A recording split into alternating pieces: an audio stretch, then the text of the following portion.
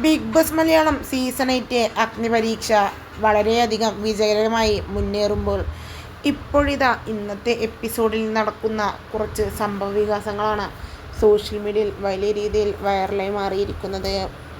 ലൊലീറ്റയും രാകേഷും തമ്മിൽ വലിയ രീതിയിലുള്ള സ്ട്രാറ്റജിക് ആയിട്ടുള്ള ഗെയിമാണ് നടത്തുന്നത് എന്നും ലൊലീറ്റയുടെ ക്യൂട്ട്നെസ്സിൽ രാകേഷ് വീണു എന്നും പറഞ്ഞ് ഇരുവർക്കുമെതിരെ വലിയ രീതിയിലുള്ള ആരോപണം ഉന്നയിച്ചാണ് സോന രംഗത്തെത്തിയിരിക്കുന്നത്. കാട്ടുകോഴിയാണ് രാകേഷ് എന്നും സോന തുറന്നടിച്ചു.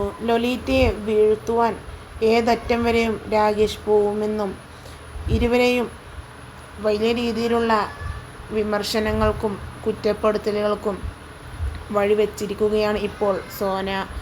എന്തായാലും തൻ്റെ മകളുടെ പ്രായമുള്ള ഒരാളോ കുറിച്ചു സോന ഇങ്ങനെ പറയുമെന്ന് രാകേഷ് സ്വപ്നത്തിൽ പോലും വിചാരിച്ചു കാണില്ല.